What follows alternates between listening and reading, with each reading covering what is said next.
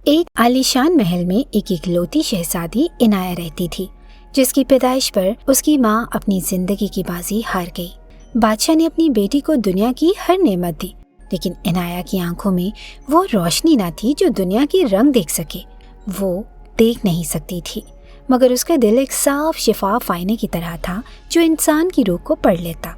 महल के वसीओ अरीज बाग में संदल की खुशबू रची हुई थी, जहाँ शहजादी इनाया एक संगे मरमर के बेंच पर खामोश बैठी उसके गिर्द गुलाब और चंबेली के फूल अपनी बहार दिखा रहे थे।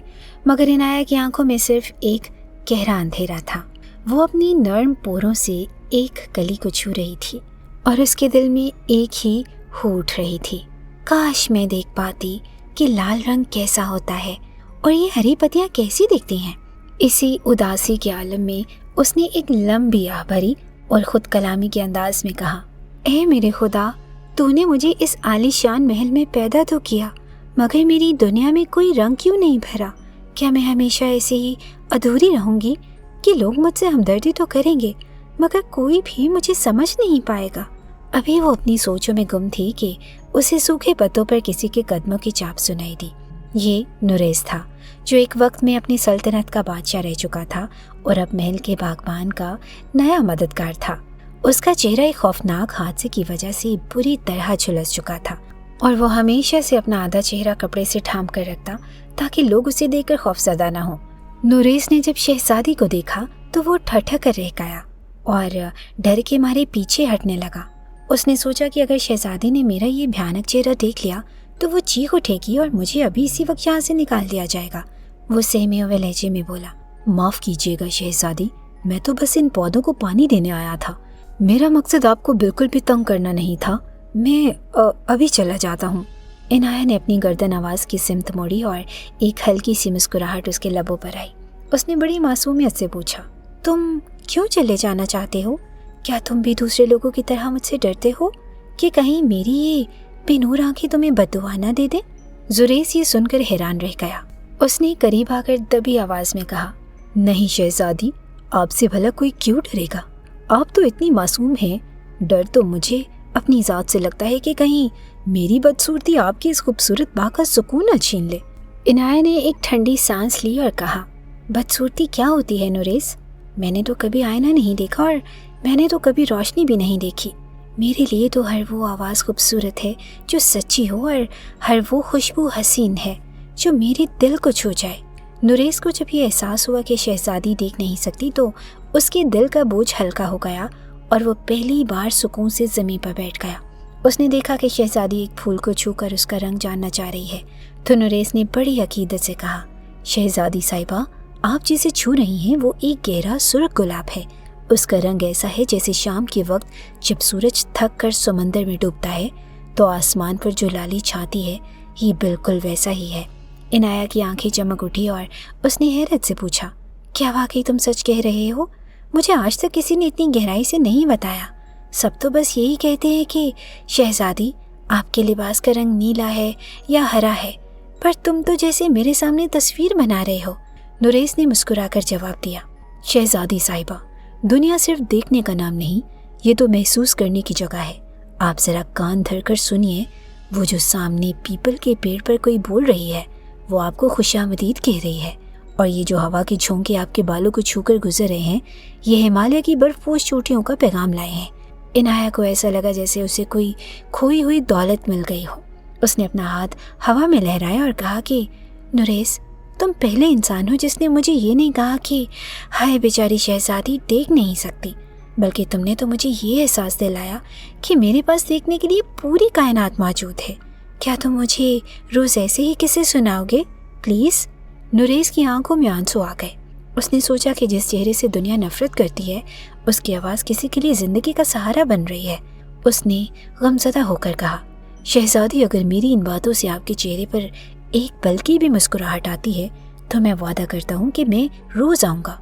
मैं आपको वो सब दिखाऊंगा जो ये आंखें नहीं देख सकती।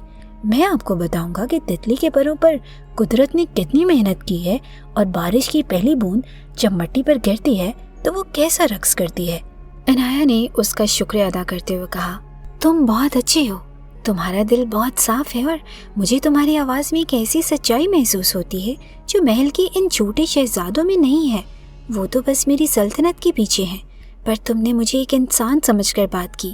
نوریس نے جھک کر سلام کیا اور جاتے ہوئے سوچا، واقعی قدرت کے فیصلے کتنے عجیب ہیں.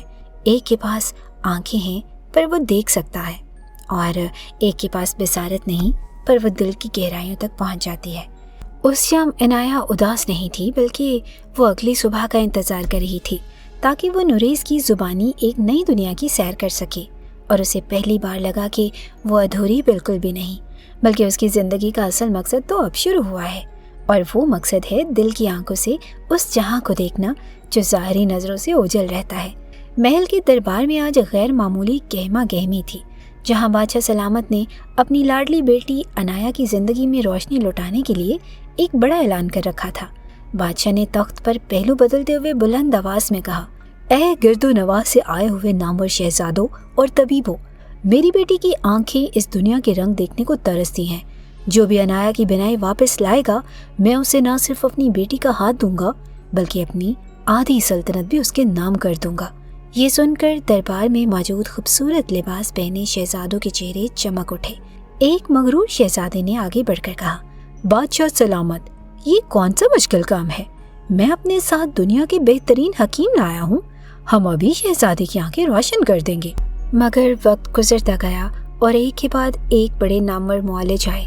کسی نے قیمتی سرمے ڈالے تو کسی نے جادوئی منتر پڑھے، مگر عنایہ کی اندھیری دنیا میں کوئی اجالا نہ ہو سکا. عنایہ خاموشی سے اپنی جگہ بیٹھی یہ سب سن رہی تھی، اور اس نے اپنے پاس کھڑے نوریس سے دبی آواز میں کہا، نوریس، کیا یہ سب لوگ صرف میری آدھی سلطنت کے لیے اتنی تگودو کر رہے ہیں؟ کیا کسی کو میرے اس قرب کا احساس نہیں جو میں ہر پل جیتی ہوں؟ نوریس نے اداسی سے جواب دیا، شہزادی صاحبہ، دنیا کا دستور ہی یہی ہے. یہاں لوگ چمکتا ہوا سونا دیکھتے ہیں، ٹوٹا ہوا دل نہیں.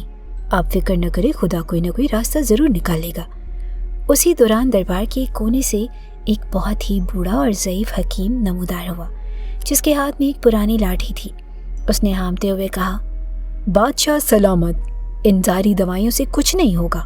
شہزادی کی بینائی لوٹانے کا صرف ایک ہی طریقہ ہے، اور وہ ہے کوہ غم کی چوٹی پر اگنے والی نایاب جڑی بوٹی. لیکن وہ پہاڑ انسانوں کا لہو پیتا ہے. وہاں کا راستہ اتنا کٹھن ہے کہ قدم قدم پر موت کا سایہ ہے.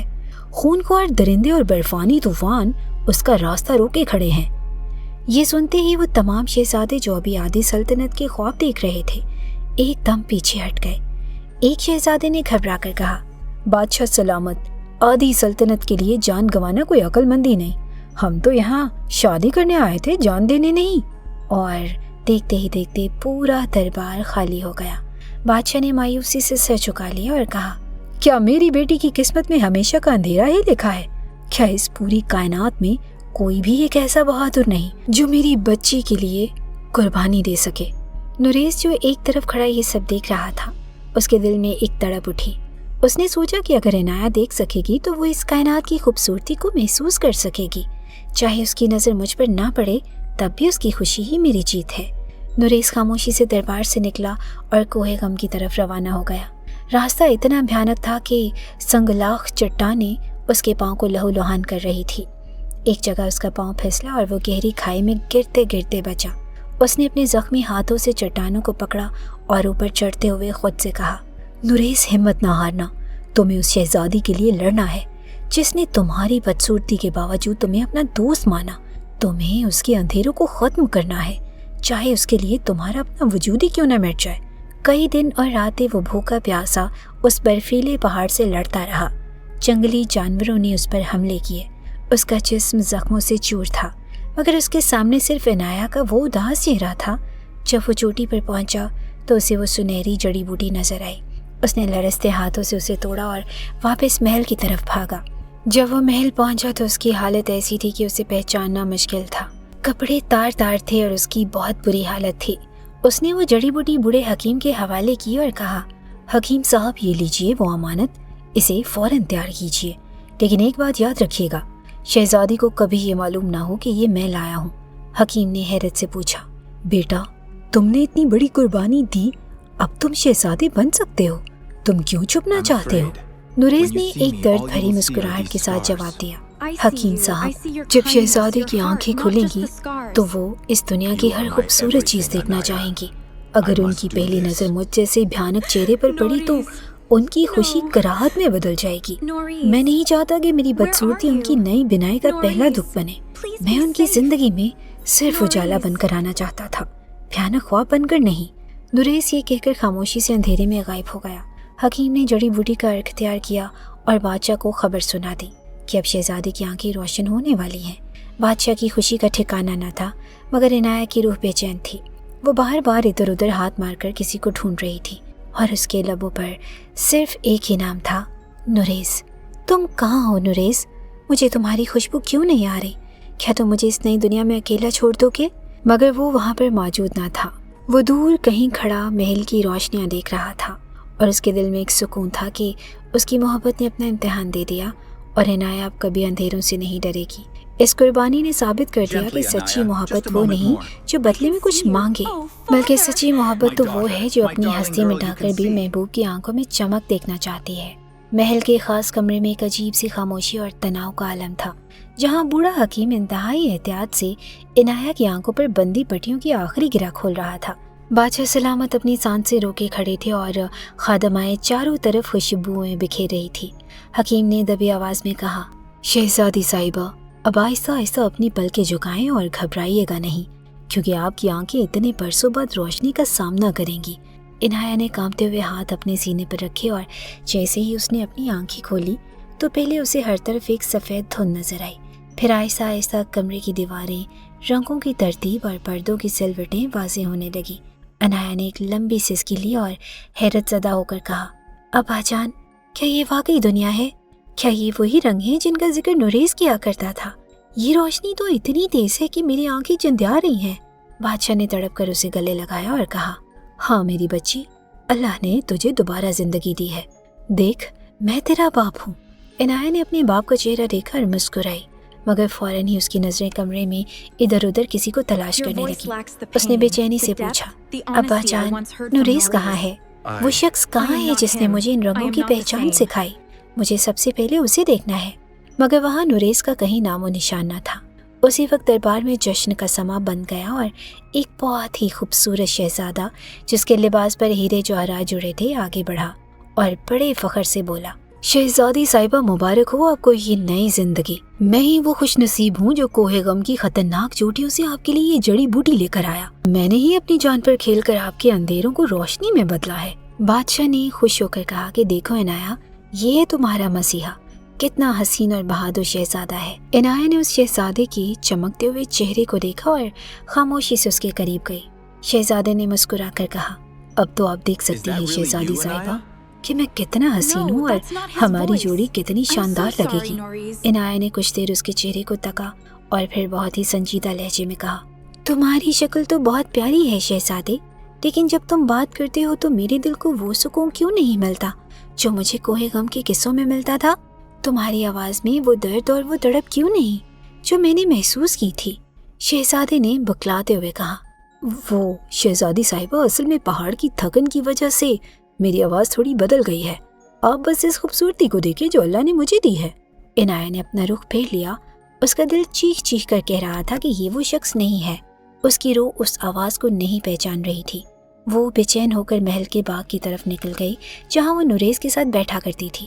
اچانک اسے دیوار کے پیچھے سے کسی کے سسکنے کی آواز آئی اور وہی جانی پہچانی آواز سنائی دی جو کہہ رہی تھی، اے میرے مالک، لاکھ لاکھ شکر ہے کہ آج میری شہزادی اپنی آنکھوں سے ان پھولوں کو دیکھ رہی ہے جن کا میں نے صرف ذکر کیا تھا۔ اب چاہے میں اس کی نظروں سے دور ہو جاؤں مگر میرا مقصد پورا ہو گیا۔ عنایہ کے قدم وہیں جم گئے اور وہ تیزی سے دیوار کی اوٹ میں گئی اور وہاں سے ایک شخص نظر آیا جس نے اپنا آدھا چہرہ ایک پرانے کپڑے سے ڈھانپا ہوا تھا اور اس کے ہاتھ زخمی تھے۔ عنایہ نے دھڑکتے دل کے ساتھ کہا، نوریز، کیا یہ تم ہو؟ وہ سہم کر پیچھے ہٹا اور زمین کی طرف دیکھتے ہوئے بولا، شہزادی صاحبہ، آپ یہاں کیوں آ گئی؟ آپ تو اب دیکھ سکتی ہیں، آپ کو تو اس وقت دربار میں اس وقت خوبصورت شہزادے کے ساتھ ہونا چاہیے تھا نا؟ عنایہ نے تڑپ کر کہا، اپنا چہرہ دکھاؤ مجھے، اس آواز کو پہچانتی ہوں جو میرے اندھیروں کی ساتھی تھی۔ نوریز نے کانپتے ہاتھوں سے اپنے چہرے سے کپڑا ہٹایا تو وہاں ایک خوفناک جلا ہوا نشان تھا जिसने उसके पूरे खदोखाल बिगाड़ दिए। नुरेस ने रोते हुए कहा, देखा शहजादी साहिबा, मैं इतना भयानक हूँ, इसीलिए मैं छुप रहा था कि आप मुझे देखकर डर ना जाएं। इनाया एक लम्हे के लिए सहम गई और उसकी आंखों के सामने वो बदसूरत चेहरा था, लेकिन अगले ही लम्हे उसके कानों में नुरेस की वो अल्फाज गूंजे कि दुनिया सिर्फ देखने का नाम नहीं, ये तो महसूस करने की जगह है। इनाया की आंखों से आंसू बहने लगे। उसने नुरेस के जख्मी हाथों को थाम लिया और कहा, मैंने जब पहली बार आंखें खोली तो मैंने खूबसूरत दीवारें देखी, हसीन लिबास देखे और एक बहुत ही प्यारा शहजादा भी देखा, लेकिन मेरी रूह तड़प रही थी क्योंकि वो सब सिर्फ दिखावा था। तुम कहते हो कि तुम बदसूरत हो, लेकिन मैं तुम्हें इन आंखों से नहीं बल्कि इस दिल से देख रही हूँ जिसमें तुमने रंग भरे थे। तुमने मेरे लिए अपना लहू बहाया और वो शहजादा वहाँ पर झूठा दावा कर रहा था। मेरी आंखें तो खुल गई हैं नुरेस, मगर मैं अपने दिल को अंधा नहीं होने दूंगी। तुम ही मेरे असल मसीहा हो और तुम ही मेरे शहजादे हो। नुरेस ने हैरत से उसे देखा और कहा, शहजादी, क्या आप सच कह रही हैं? लोग क्या कहेंगे कि इतनी हसीन शहजादी ने एक बदसूरत बागबान को चुन लिया? इनाया ने मुस्कुराकर जवाब दिया, लोग सिर्फ चेहरे देखते हैं, लेकिन जिन्हें खुदा बसीरत देता है वो रूह देखते हैं। तुम्हारी बदसूरती तुम्हारी कुर्बानी का तमगा है और मेरी बिनाई का असल इनाम यही है कि मैं सच और झूठ में फर्क कर सकूं। इनाया ने नुरेस का हाथ पकड़ा और उसे दरबार की तरफ ले जाने लगी ताकि वो दुनिया को बता सके कि असल खूबसूरती वो नहीं जो आईने में नजर आती है, बल्कि वो है जो मुश्किल वक्त में साबित कदम रहती है और किसी के अंधेरों को ख़त्म करने के लिए अपनी हस्ती मिटा देती है। उस दिन महल के दरबार में एक नई तारीख लिखी जा रही थी, जहाँ एक शहजादी ने ज़ाहिरी हुस्न के बुत को पाश पाश करके सच्ची इंसानियत और एहसास को जीत की मसंद पर बिठा दिया था। और ये सबक पूरी सल्तनत में फैल चुका था कि आंखें मिल जाने के बाद भी जो दिल हकीकत को ना देख सके वो असल में अंधा ही रहता है। दरबार में हर तरफ चहमगोइयाँ हो रही थी और लोगों की नज़रें उस बदसूरत और फटे पुराने लिबास वाले नुरेस पर जमी थी, जिसे शहजादी इनाया हाथ पकड़कर तख्त के सामने ले आई। बादशाह सलामत ने हैरत और गुस्से के मिले जुले तासुरात के साथ अपनी बेटी की तरफ देखा और कड़कदार आवाज में पूछा, इनाया, तुम ये क्या कर रही हो? ये शख्स तो एक मामूली बागबान है और इसका चेहरा देखो किस कदर भयानक है। बल्कि तुम्हारे सामने इस मुल्क के नामवर और हसीन शहजादे खड़े हैं जो तुम्हारा हाथ मांगने आए हैं। क्या तुम्हारी अकल पर पर्दा पड़ गया है इनाया? उसने बड़े सुकून से अपने बाप की तरफ देखा और फिर उस खूबसूरत शहजादे की तरफ इशारा किया जो झूठा दावा कर रहा था। उसने बुलंद आवाज में कहा, अब्बा जान, जो शहजादा आपको हसीन नजर आ रहा है ना, इसका दिल स्याह है क्योंकि इसने एक ऐसे कारनामे को अपना नाम दिया जो इसने कभी किया ही नहीं।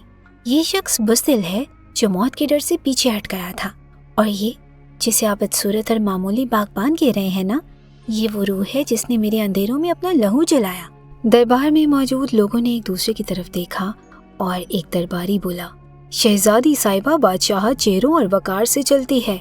इस बदसूरत इंसान को देखकर तो रियाया डर जाएगी।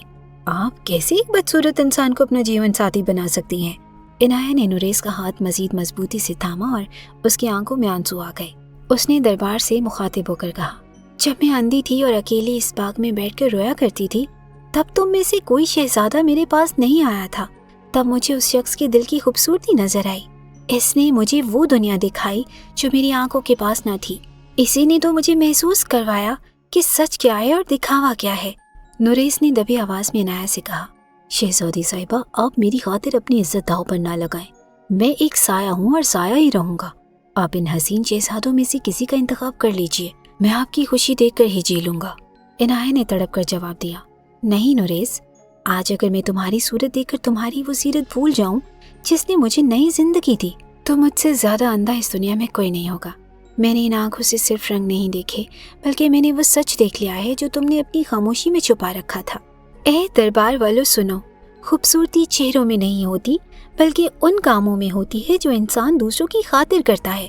मैं ऐलान करती हूँ कि मेरा शरीक हयात सिर्फ और सिर्फ नुरेस होगा, चाहे उसका चेहरा कैसा ही क्यों ना हो। जैसे ही अनाया ने ये अल्फाज कहे और नुरेस की तरफ शुक्रगुजारी और सच्ची मोहब्बत से देखा, एक अचानक तेज रोशनी पूरे दरबार में फैल गई। ये रोशनी इतनी शदीद थी कि सबने अपनी आंखें बंद कर ली और एक मशहूर कुन खुशबू फिजा में रच गई। जब वो रोशनी मदम हुई तो वहाँ मौजूद हर शख्स की आंखें खुली की खुली रह गई। नुरेस का वो जला हुआ भयानक चेहरा अब बदल चुका था। اس کے خد و خال اتنے دلکش اور پروقار ہو گئے کہ دربار میں موجود تمام شہزادے اس کے سامنے مان پڑ گئے۔ نوریز نے حیرت سے اپنے ہاتھوں کو دیکھا جو اب صاف ستھرے اور مضبوط تھے۔ اس نے لرزتی آواز میں کہا، عنایہ یہ کیا ہوا؟ میرا چہرہ اور میری تکلیف سب کہاں گئے؟ اسی لمحے غیب سے ایک آواز گونجی، اے نوریز، یہ تمہاری بدصورتی دراصل ایک قدیم طلسم تھا جو تم پر ایک حادثے کی صورت میں مسلط کیا گیا تھا، اور اس کا توڑ صرف ایک ایسی سچی محبت تھی جو چہرے کی بدصورتی کے باوجود تمہاری روح سے کی جائے۔ آج اس شہزادی نے اپنی بینائی ملنے کے بعد بھی تمہاری سیرت کو چنا ہے، اس لیے یہ جادو ٹوٹ گیا۔ بادشاہ سلامت اپنی جگہ سے اٹھے اور نوریز کو گلے لگا کر کہا، شہزادے مجھے معاف کر دو، میں ایک باپ ہو کر بھی وہ حقیقت نہ دیکھ سکا جو میری بیٹی نے بن دیکھے پہچان لی تھی۔ تم ہی اصل شہزادے ہو اور تم ہی سلطنت کے وارث ہو۔ عنایہ کی آنکھوں میں خوشی کے آنسو تھے۔ اس نے محسوس کیا کہ اس کی ماں کی روح بھی آسمانوں پر مسکرا رہی ہوگی، کیونکہ عنایہ نے وہ سمجھداری اور تڑپ دکھائی جو اسے ورثے میں ملی تھی۔ ان کی شادی نہایت دھوم دھام سے ہوئی اور اس کہانی کا چرچا دور دور تک پھیل گیا کہ اصل بنائی وہ نہیں جو رنگوں کو دیکھے، بلکہ اصل بنائی تو وہ ہے جو روح کی گہرائیوں میں اتر کر سچائی کو تلاش کر لے۔ عنایہ اور نوریز نے مل کر اس سلطنت کو عدل اور انصاف سے بھر دیا، اور اس کہانی سے دنیا کو یہ سبق ملا کہ سچی خوبصورتی وہ احساس ہے جو کبھی ختم نہیں ہوتا۔ آپ نے اس کہانی سے کیا سیکھا؟ کمنٹ باکس میں ضرور بتائیے گا۔ شکریہ۔